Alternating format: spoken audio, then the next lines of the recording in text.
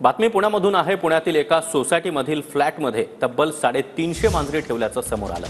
दुर्गंधी, आवाज आणि स्वच्छतेच्या समस्यांनी इथले रहिवासी हैराण झाले। रहिवाशांच्या तक्रारीनंतर आता पालिका प्रशासनाकडून कारवाईची नोटीस बजावण्यात आली। आरोग्य विभागाकडे तक्रार करून देखील मालक प्रतिसाद देत नसल्याचा रहिवाशांचा आरोप आहे।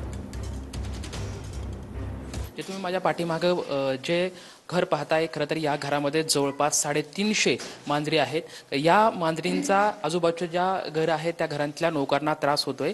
म्हणजेच या घरातून येणारी असेल दुर्गंधी असेल किंवा मांजराचा ओरडण्याचा आवाज आहे, त्याच्यामुळे इथल्या रहिवाशांनी महापालिकेकडे याची तक्रार दाखल केली होती। खरं तर 2020 साली या घरामध्ये जवळपास 50 मांजरी होत्या, पण आता त्याची संख्या या 5 वर्षामध्ये 350 पर्यंत पोहोचलेली आहे। तक्रार करून ही कुठलीही कारवाई सध्या महानगरपालिकेच्या माध्यमातून काय होते हे पाहणं उत्सुकतेचं ठरणार आहे। इथल्या या 350 मांजरींचा इथल्या जवळपासच्या रहिवाशांना मोठ्या प्रमाणात त्रास होत आहे। मोठी दुर्गंधी इथल्या परिसरामध्ये पसरलेली आपल्याला पाहायला मिळत आहे। खरं तर आता महानगरपालिका याच्यावरती कुठली ठोस भूमिका घेत आहे हे पाहणं उत्सुकतेचं ठरणार आहे। कॅमेरामॅन सुशांत राऊत सोबत लक्ष्मण जाधव, TV9 मराठी, पुणे।